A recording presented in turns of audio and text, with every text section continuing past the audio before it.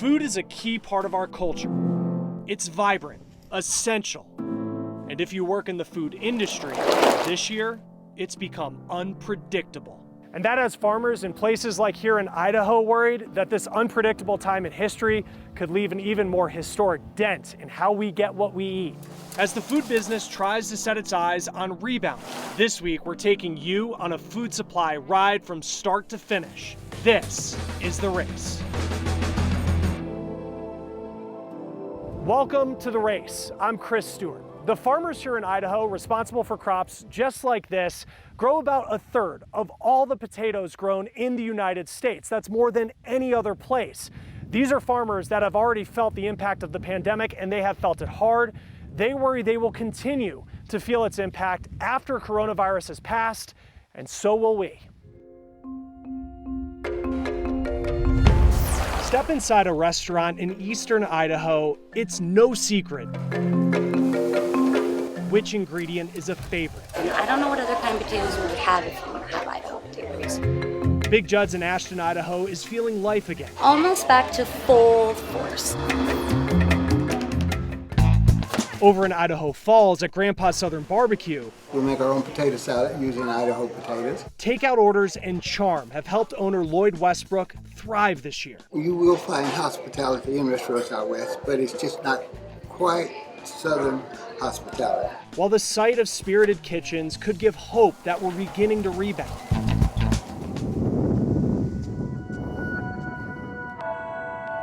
for some of the potato farmers close by, that hope feels very far away. And now we're worried about even if we can stay in business. Doug Hess's family has farmed this land since the 1800s.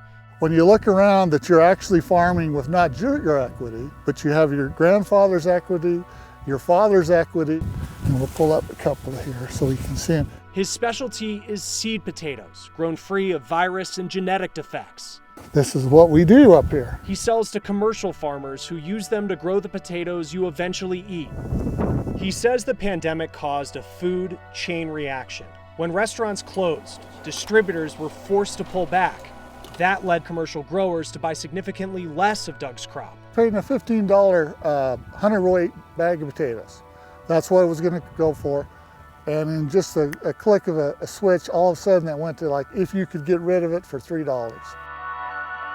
He was left with a pile of potatoes, about a quarter of his crop that he donated. As COVID cases rise, he's now planted significantly less.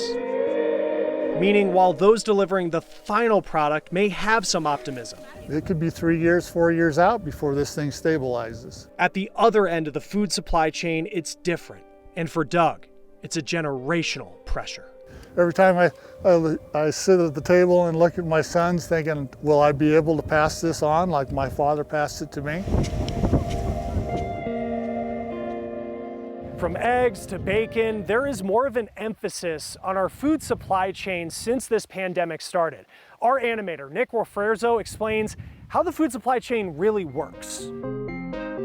As coronavirus took root in the U.S. early this year, people cleared store shelves of everything, from cleaning supplies to groceries to personal protective equipment, or PPE. That threw a wrench in supply chains and exposed how crucial they are.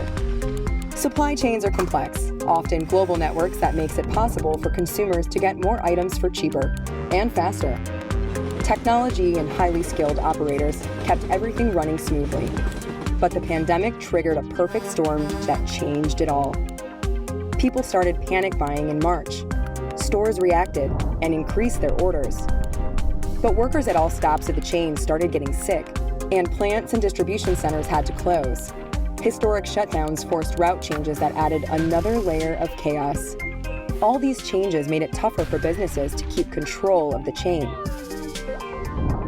Now, after months of conserving disinfectant wipes and grocery store hopping in search of a dozen eggs, supply chains are starting to straighten back out.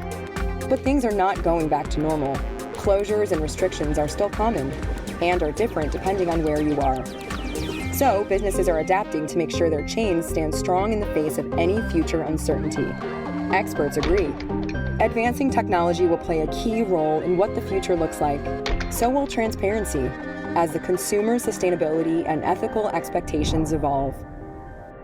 Food processing plants became hotbeds for coronavirus early on in this pandemic. Ashley Sampson takes a look at the pull between plant safety and consumer demand. In the small town of Hiram, Utah, life moves at a slower pace. Social distancing here is pretty easy. Kelton Wells owns Keystone Cabinets, where he employs 12 people. I've lived in here in the valley my whole life. It's fun because I can create what I consider works of art. In a flurry of dust and noise, solid pieces of wood transform, all while people keep their distance. We have a little bit better spacing here. We don't have the close shoulder-to-shoulder contact that somebody would over there. Over there is JBS Meatpacking. I feel bad for the people that work there. Meatpacking may be a world away from cabinetry, but in terms of distance, they're neighbors. In June, COVID-19 swept through the facility, infecting nearly 300 of its workers.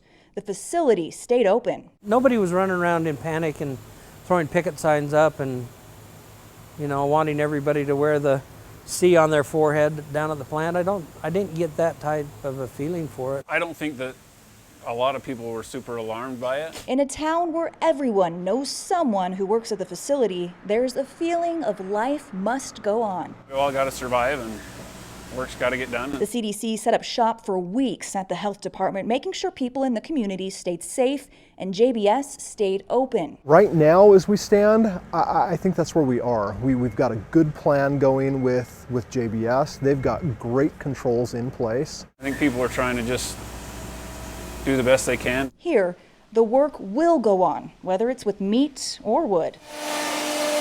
But even in a place where people come to escape the noise of city life, it's hard to escape the question on everyone's minds. When will we return to normal? Or what is the new normal going to be? In Hiram, Utah, I'm Ashley Sampson reporting. Tens of millions of Americans live in food deserts. They have limited access to fresh and healthy foods. Amanda Brandeis takes us to a community in a major city that just got their first full grocery store in decades. It had been over 4 decades since this West Oakland community had a convenient grocery store. During the pandemic, it became even more essential.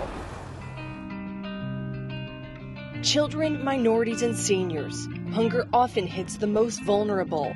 It's got to be easy for them to get it. And the more effort there is and time involved in the shopping, the less fresh foods are going to be in that basket. Across the bay from San Francisco, Oakland has fought poverty for decades. And these are 3 kind of historic neighborhoods. There are about 9,000 people who live in those 3 neighborhoods, all of which are within a half a mile of here. And many don't have cars. Walking with groceries is a burden, and the reality is you're not going to do that very often. Families were disproportionately suffering from diet-related chronic diseases. After raising several $1 million, Bahram Hamadi's vision of a full-service grocery store in his community came to life 1 year ago. They have the things that I want, and I really love the meat department. Before this market was here, it was pretty tough outside this area. Sharon Rands has worked at Community Foods Market since it opened. How you doing today? How you feeling, sweetie? Like many of the employees, she lives in the neighborhood. 2426, sweetie. When the pandemic hit, I did want to still come to work because we need a store like this around. They were one of the stores that survived. They had the essential things that we needed. But like the big grocery store chains, they were not immune to the overwhelmed supply chain. I think the whole industry was kind of caught off guard. And then we were also blown away by how difficult it was to kind of build back. And there you go. But Hamadi knew they had to continue serving the already economically fragile community. To help them stretch their even more limited dollars. With help from a grant, they've been able to offer shoppers on food stamps a 50% discount off their entire purchase. They're also providing free delivery to seniors 65 and older. So $13.08 total, honey. The grocery store has never been busier. How you doing? My belief is that this community deserves it, like any other neighborhood, and has the ability to support it. For The Race, I'm Amanda Brandeis reporting. A growing number of people don't have the money or the resources to get fresh, quality foods, and it affects people of all ages in all 50 states. The group's working on solutions. Next.